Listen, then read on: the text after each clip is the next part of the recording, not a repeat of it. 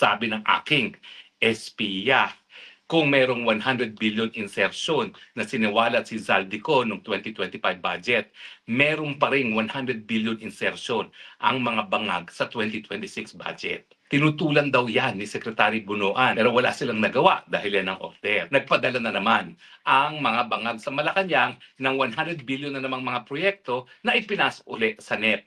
Kung noong 2025 merong 100 billion ang mga bangag, dito sa 2026 meron pa ring 100 billion. At tutok na naman sa pantaon ng budget ng 2026. At siyempre, lahat tayo ay talagang minamatyagan at binabantayan yung 2026 budget na yan. Ang problema, talaga namang hindi natin maintindihan yung mga budget na yan at na-perfect na ng mga senatong at ng mga congressman ang magic sa magic, no? Magic sa budget.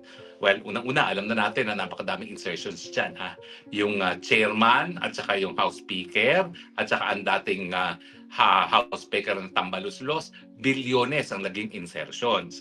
Kaya po naging insertions yan, nagsimula po yung mga budget ng tatlong kongresista na yan, na tagwa 1 billion. Ngayon po, nagiging 3 billion na. No? So meron na silang tag 2 billion na insertions. No? Ano pa lang yan, doon talaga sa kanilang budget sa distrito. Pero sigurado ako marami pang nakatago yan in terms of flood control projects at kung ano pang mga projects na pagkakakitaan. Alam niyo ang problema sa Pilipinas, yung korupsyon, lalong-lalo na magdating sa budget, ay systemic. So sa tingin ko, ang kinakailangan talaga ay baguhin yung sistema.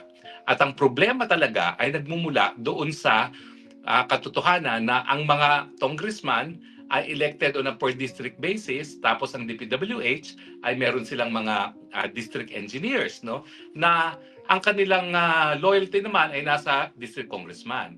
So diyan sila nagsasabuatan dahil pagdating sa bidding, pinapanalo nila yung paboritong kongresista ni congressman na karamihan din sa kongreso ngayon ay sila na mismo ang mga contractors din, di ba? Kaya nga, yan ang problema natin no? Yung mga congressman natin, sila na rin ang contractors. Dati-rati at least binibigyan nila ng hanap buhay mga contractors. Ngayon, sila na rin, sinuwapang na nilang lahat. Pero inaasahan natin na bagamat galit na galit ang tao sa korupsyon na nagmula sa mga insertions, nariyan pa rin ang mga problema ng insertions. O itong pasabog ko. Sabi ng aking espiya, kung merong 100 billion insertion na siniwalat si Zaldico noong 2025 budget, meron pa ring 100 billion insertion ang mga bangag sa 2026 budget. Tinutulan daw yan ni Secretary Bunoan pero wala silang nagawa dahil yan ang order. Pero itong 100 billion na ipinasok, ito po ay biglang nag-magic sa NEP. Kasi ang procedure po dyan sa NEP, dumadaan yan sa mga regional development councils, tapos nag-identify ng projects, tapos gumagawa ng listahan ng DPWH. No? Ang nangyari, nagpadala na naman ang mga bangag sa Malacanang ng 100 billion na namang mga proyekto na ipinas uli sa NEP. So, wag po kayo magkakamali Kung noong 2025, merong 100 billion ang mga bangag, dito sa 2026, meron pa rin 100 billion. Now, siyempre, dahil systemic ang problem, tuloy-tuloy pa rin yan. Asahan ninyo na ang mga congressman at mga senatong kikita sa bawat piso ng infrastructure project na mailalagay sa kanilang mga distrito. At ngayon pa lang nakikita nyo yung dynamics kung bakit ayaw nilang mababaan ang kanilang mga budget. For instance, di ba 400 billion ang pinag-uusapan ngayon sa budget ng DPWH. Nagpakitang gilas kasi itong si Vince Dizon dati na tinapyas at sinabi na overpriced ang mga presyo ng mga inputs na ginagamit ng DPWH para sa mga proyekto. So tinapyasan niya ng mga 400 billion. Ngayon, sa pilitang binabalik. So, kailan pa naging congressman o senatong ba ang sekretary ng DPWH na umuupo pa? Mantakin mo, umuupo pa doon mismo sa Bicameral Conference Committee. Nako, no po talaga yan dahil yan po talaga ay trabaho na exclusively ng Kongreso. Pero yan po, makikita nyo ang telltale signs na talagang wala pa rin nagbago sa sistema.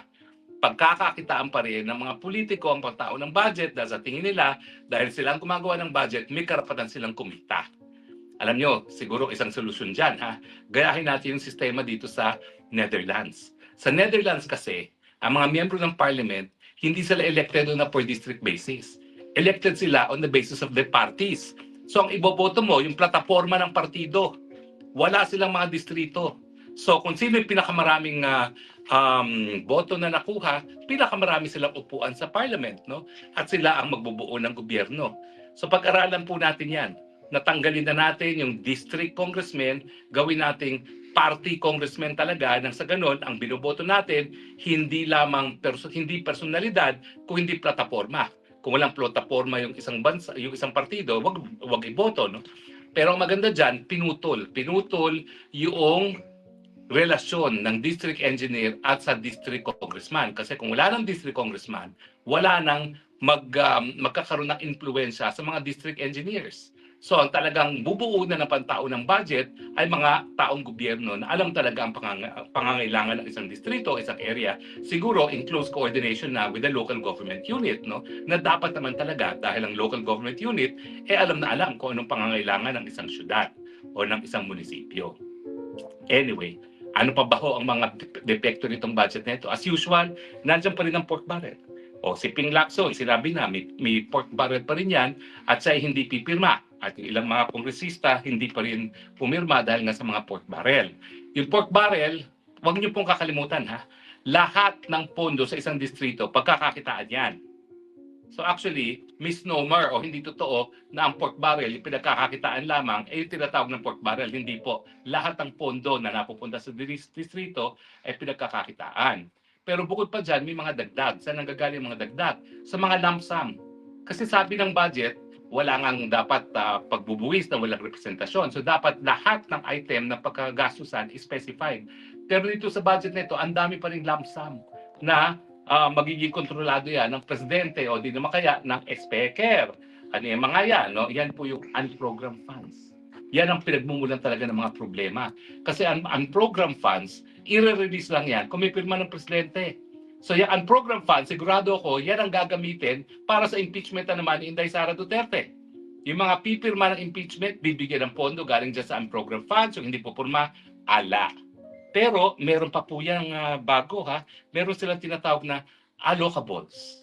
Yan daw yung mga pondo rin na hindi pa rin sinasabi kung saan pupunta pero pwedeng ibigay sa mga distrito. Yan po talaga ang mas malaking pork barrel ngayon. No? Bukod pa dun sa normal na nakalagay na sa National Expenditure Program, yung mga allocables, yan po ay lump sum na gagamitin na naman para bilhin ang suporta ng mga congressman laban kay Sara Duterte. No? Now, ayan nga po, no? So nasabi ko na kanina yung problema ng DPWH na nagpakitang gilas tapos binawi at ngayon lumuluhod at sinasabi ibalik nyo yung sinabi kong dapat tapyasin. Ano na nangyari doon sa pangako ni Vince Diso na magkakaroon tayo ng substantial savings dahil binago na nila yung overpriced na mga inputs ng DPWH. Wala na po, naglaon na parang bula. So anyway, ang problema po talaga ay wala pa rin transparency sa budget process natin. Dapat talaga sundin ang nakasaad sa ating saligang batas na hindi po pwedeng lumabas ang nipisong pera galing sa kabanbayan na hindi alam kung saan pupunta. So dapat wala na talagang lump sum. At yung mga unprogrammed funds na yan, paano ka magkakaroon ng unprogrammed funds? Sabi nga ng batas, dapat kinakailangan no public spending of public funds na walang basbas ng mga representante ng taong bayan. Yung unprogrammed funds, hindi mo alam kung matutuloy o hindi. Depende daw yan kung may pondo. Pero ang katotohanan yan ay lahat naman ng budget ay ginagawa na deficit spending. Kasi talagang hindi sapat ang pera ng gobyerno. At in the end, umuutang ang gobyerno. At ngayon nga po, delikado na parang trilyones na talaga utang natin. At delikado na dahil unang-una, yung pangungutang natin ay linalabanan o kinukumpetensya yung pangungutang ng pribadong sektor na nagiging dahilan kung bakit meron tayong mga hanap buhay. No? Kapag wala nang mautang ang pribadong sektor dahil gobyerno nang umutang, naku, laking hina po ng ekonomiya. Bagamat, alam naman natin na sad-sad na ngayon ang ekonomiya. So, sa madaling salita, kahit nagalit po tayo dahil sa flood control, kahit 2 beses, 3 beses na tayo nagkaroon mga dambuhalang rallies, tuloy pa rin po ang bonanza ng mga congressman at senator. Anong pakialam nila sa galit ninyo? Basta ang presidente mismo ay nagkakaroon ng insertions. At mayroon na naman siyang 100 billion na insertion. Basta presidente mismo ay merong confidential fund na kung hindi ako nagkakamali, napakalaki, pinakamalaki sa kasaysayan ng Office of the President kayo ng confidential fund, parang 12 billion kung hindi ako nagkakamali, but let me check on that. Pero ang sigurado ko, ito na ang record ng pinakamalaking confidential fund ng Presidente. Eh hindi talaga magmamoderate ng greed ang mga congressman at senatong dahil ang kanilang iniisip, kung yung Presidente na pinaka makapangyarihan at tinitingala ng lahat, kurakot, bakit kami hindi mangungurakot? Di ba po? Sabi nga natin, dapat nagkakaroon ng leadership by way of example. Ito, baliktad. Dahil korap ang presidente, lahat nagiging korap. Di ba po? Kaya nga po sinasabi ko, bukod dun sa pagpapalit ng sistema, kinakailangan sisantihin na rin ang ulo. Hindi na po talaga dapat manatili pa ang Marcos bilang presidente. Sinabi na ng kapatid, wala sa tamang pag-iisip, adik, bangag. Sinabi na ni Zaldico, corrupt. Ano pa bang gusto ninyo? Ano pang inaantay ninyo? Tuluyan ng magutom ang halos lahat ng Pilipino bago nyo sisantihin yung presidenteng bangag na corrupt? Sus Mariosep naman, maawa naman kayo sa inyong mga sarili. Naintindihan ko na isang beses, isang taon, tuwing Pasko, nais nating maging maligaya. So siguro hindi natin siya sisisantihin ngayon dahil pag-iigihin natin, iuutang natin ang ating Merry Christmas, iuutang natin yung Noche Buena dahil alam natin na walang mangyayari doon sa 500 pesos na sinasabi ng DTI na sapat na. Pero pwede ba ho, pagkatapos ng Pasko, bigyan naman natin ng Happy New Year ang ating bayan. Palitan na po ang ulo. Palitan na ang bangag, palitan na ang kurap. Iupo na po natin ang ating ipinili na kapalit ng presidente pag hindi na talaga kaya ng presidenteng mamuno at yan po ay walang iba kundi si VP Sara Duterte. Tama ba ho ako o mali? O, yung mga loyalista, paano nyo ngayon i-deny na bangag yan? Kapatid na nagsabi. Paano nyo may i-deny na kurap yan? Nandyan na. May tumayo ng testigo si Zaldico na talagang napakalapit mismo kay Presidente at kay Tambaluslos. Hindi nga ako magtataka kung darating ang araw na baka pati itong si Tambaluslos magsalita laban kay Presidente. Hindi niyo ba napapansin? Ang tahimik na ngayon ni Tambaluslos. Ngayon nga, hindi pa siya kinakasuhan. Siguro yan ang kanilang deal. Pero hanggang kailan nahahabulin ng Zaldico na hindi hahabulin ng Martin Romualdez? Hindi pa pwede. Batman and Robin yan eh.